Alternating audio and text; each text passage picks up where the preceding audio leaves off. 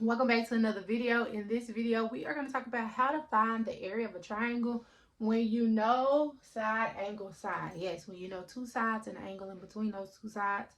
And so we start off with just a random triangle here. This is an acute triangle, and this can also be done with an obtuse triangle. I'm just, for the sake of time, only going to show you this one.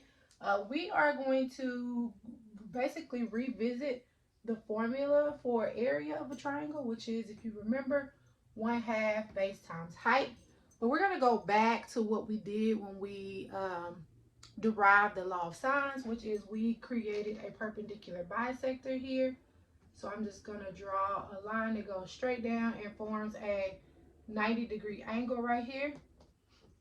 Oops, my ruler fell. And we're going to call this side H, which is our height.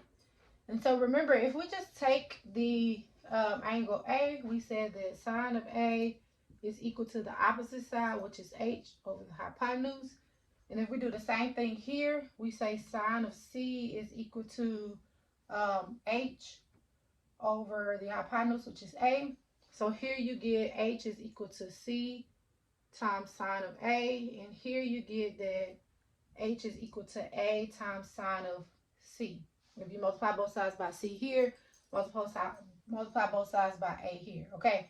So now I'm just, for this first one, I'm going to take H and I'm going to replace it with this C sine A. Alrighty? And now I'm going to do the same thing, but this time I'm going to replace H with this A sine C. Okay, and that gives us two different area formulas, alrighty? So this is one formula for area. So if you know A and you know the other, so if you know angle A, then you will know sides B and C. Here, if you know angle C, you will know sides A and B. So you can guess and look and see. If you know angle B, you will know sides A and C. So our third formula will look like this: 1/2 A times C times sine B. Alrighty. So those are three formulas to how you find the area of a triangle. It just basically depends on what you know, which angle you know, and which sides you know.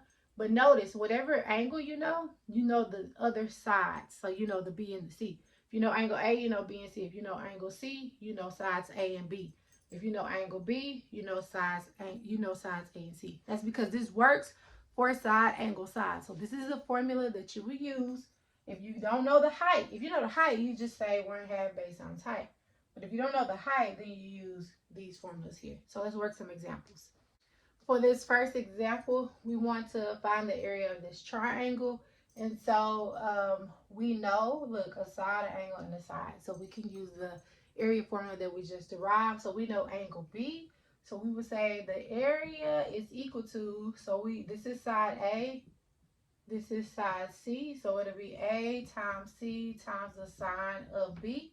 And if we plug all of that in, we get area is equal to 42.0 times 34.0 times the sine of 55 degrees in 10 minutes. And again, if you have a graphing calculator, most likely you have a minutes button on it. If not, then you need to convert the 10 minutes to degrees, and you would take 10 divided by 60.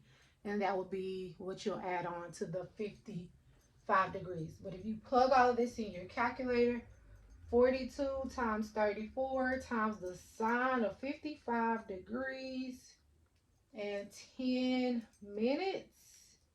So this is what mine look like when I plug it in. And I get 1172.12, which is not right. I forgot one part of the formula. It's actually equal to 1/2 that.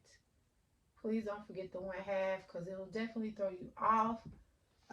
So I will divide that answer by 2. And I will get 586.06, and these are all given to 3 significant digits. So I would just say 586 and its area, so it will be feet squared. So the area for this problem will be 586 feet squared. So that's how you will use the formula. If you have any questions, put them in the comments below, and let's do one more example. For example 2, we want to find the area of triangle ABC if A is equal to, angle A is 24 degrees and 40 minutes. Side B is 27.3 centimeters, and angle C is 52 degrees and 40 minutes. Alrighty. So I want to find the area of the triangle, and it gives me, and I just have a brief triangle sketched here. Again, it doesn't matter how accurate it is. I'm just using it so I can visually see what's going on. So angle A is 24 degrees and 40 minutes. Angle C is 52 degrees and 40 minutes. And side B, which is here, is 27.3 centimeters, okay?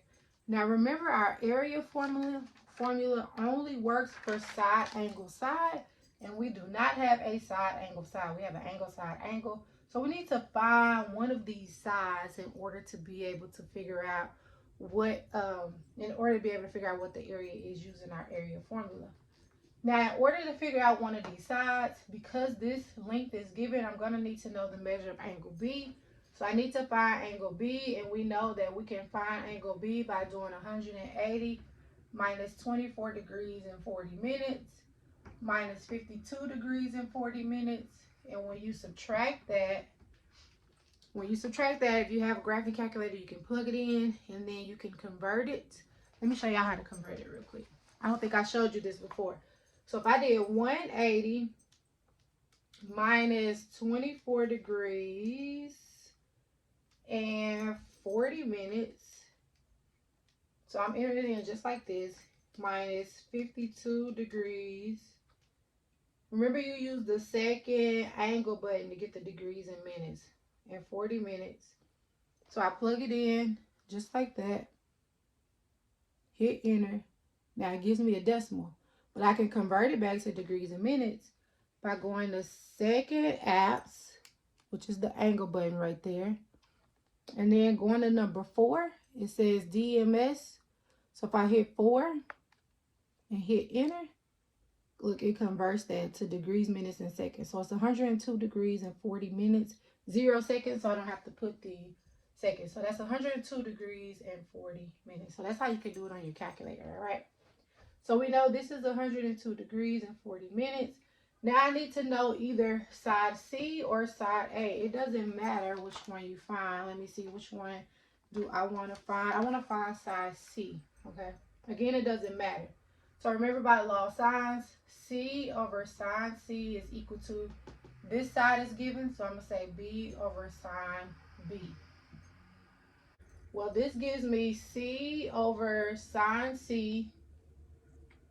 Let me write over here. So this gives me C over sine of C, which is 52 degrees and 40 minutes, equal to B, which is 27.3, over the sine of B, which is 102 degrees and 40 minutes.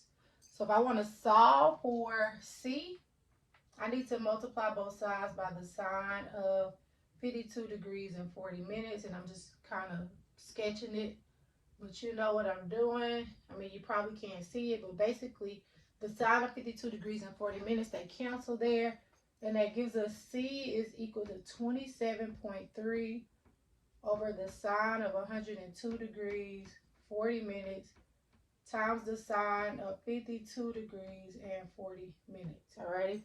And so plug that in your calculator. Once you plug that out in your calculator, you get 22.2 and some more numbers, but because these are all given to 3 significant digits, remember when it's minutes and seconds, you don't count the 0. So C is equal to 22.2, alrighty? So now I know a side angle side, and so now I can use that area formula. The two sides I know is these two sides, so I'll use this angle right here. So we'll say that the area is equal to side B times side C times the sine of angle A. So we get that's B, which is 27.3, times C, which is 22.2, times the sine of 24 degrees and 40 minutes, all right? You plug all of that in your calculator.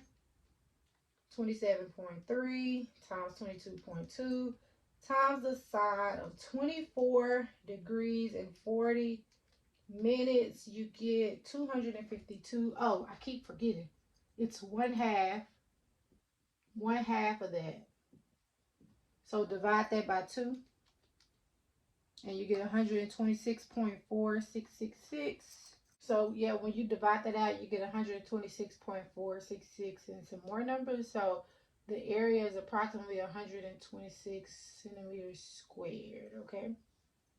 And so if you were to solve for A, you would get an answer really similar. Might have a little bit of rounding errors in there because once you start rounding in your calculations, like we rounded this 22.2.